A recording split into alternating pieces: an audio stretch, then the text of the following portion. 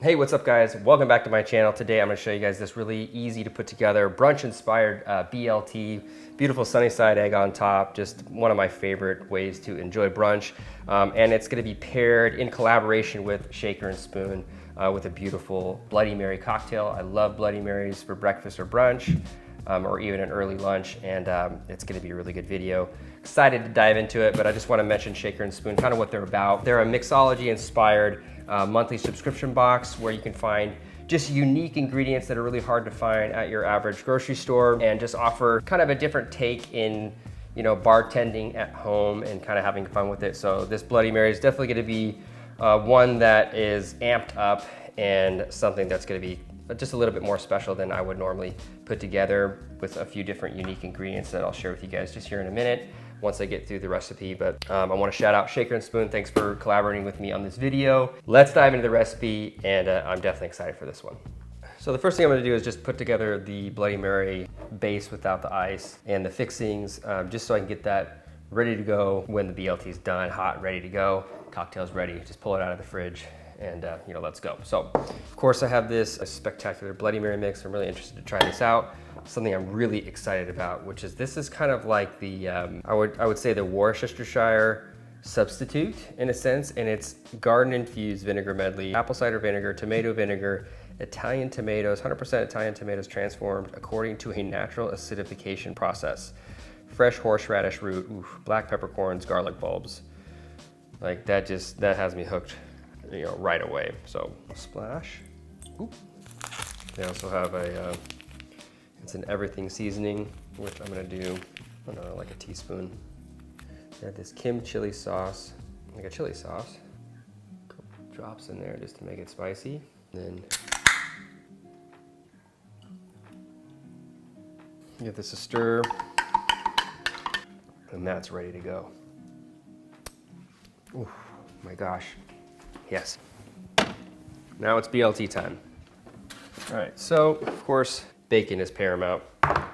Everyone cooks their bacon differently. Really, if you just end up with a beautiful, slightly chewy, nice and crispy, you know, finished product with the bacon, that's kind of what you're shooting for. However you get it done, you know, it all depends on how much time you have, and there's different ways of doing it. I even saw somebody, you know, boil their bacon because it renders the fat out before it cooks the meat on the bacon.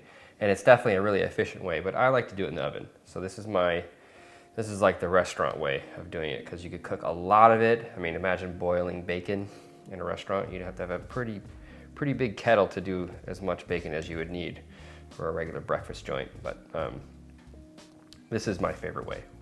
It's okay if they overlap just a little bit. Put this one on the side. All right.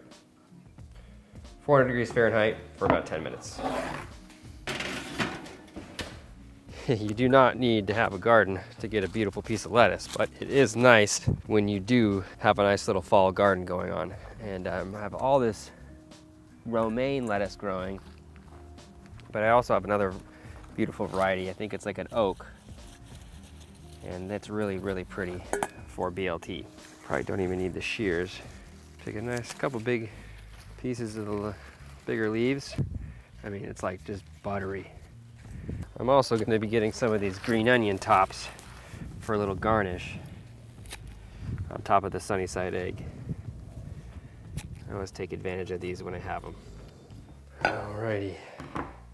So now it's just kind of getting ready for the BLT. I'm going to give the lettuce a quick rinse. So I'm just going to slice these up really fine, the onion tops, and it'll be a nice little garnish around the sunny side egg. So,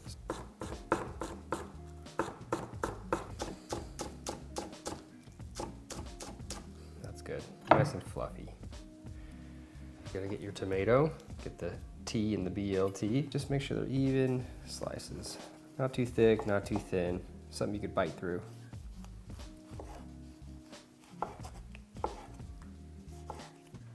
So as you can see, the bacon, all the ones that are overlapping, they're all starting to shrink and kind of individualize. So you don't have to worry too much about them overlapping, but that's exactly what you're looking for.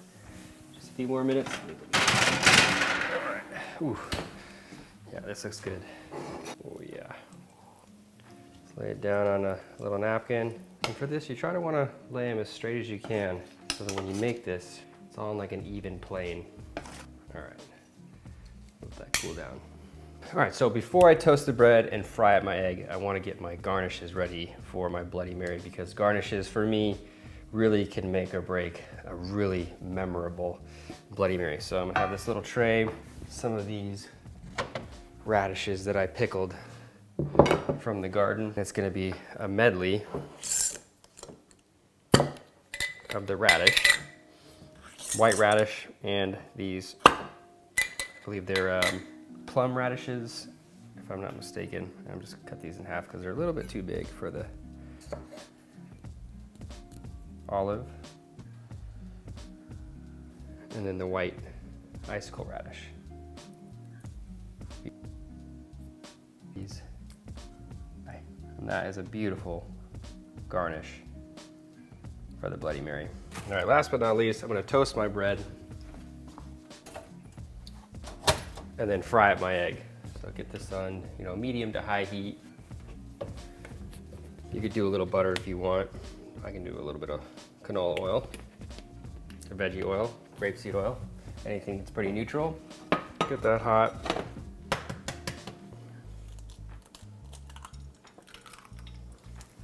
Egg right in, and you just want to, be delicate with this. Just let that natural shape. Don't mess around too much. Just let it set, because it's also going to help with sort of the overall presentation of the open-faced BLT once it's done. So you see how the whites just start to set?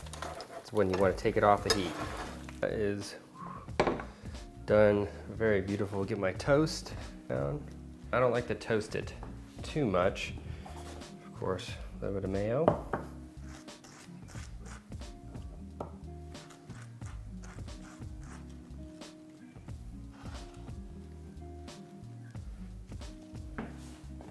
I like my BLT definitely with a good amount of crunch. Slices tomato, each layer, a little bit of seasoning, pepper, just a few pieces of the bacon. Every egg on top, which makes this really the breakfast part. I already had a little rogue piece of pepper on there. Onions, beautiful, right over the top. Maybe a little more for extra measure. All right, so BLT is done. Now it's just time to finish the Bloody Mary. So let's get this, my base. Of course, I'm gonna be using vodka with this. You guys can use whatever type of vodka you're used to, what you like.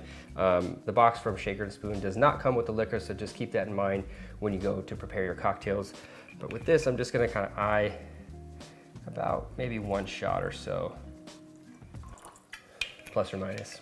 I'm gonna give that a stir with my celery. Put that on the side. All right, and then I'm just gonna lightly season my garnish with the everything seasoning that came with the box, just to give it that seasoned Bloody Mary savory vibe. It's a beautiful Bloody Mary.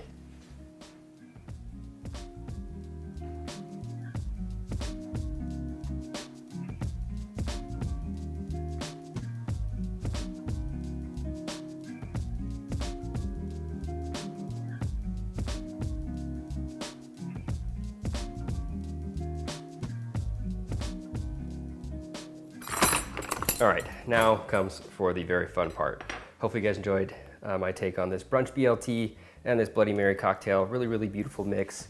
Definitely one of my favorite things about brunch is being able to kind of blend the two worlds of breakfast and lunch, and this BLT is definitely representative of that. Now it's time to dive in, do a taste test, and see how this turned out. I gotta crack into that egg first. And this is definitely a fork and knife type of sandwich. Almost like, treat it like a Benedict, you know? Man, I love BLTs. Put a fried egg on top, runny yolk.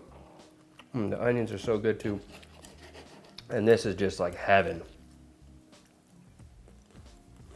Do a little Dunkaroo.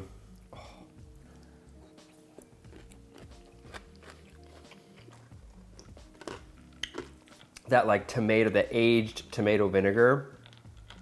I don't know, man. I don't know if it's hard to say if it beats out horseradish, but it just lends a whole different element to a Bloody Mary that's very unique to the shaker and spoon box. That chili sauce that came in the shaker and spoon box, really, really good. Kind of had that, like a little bit of an Asian flair to it.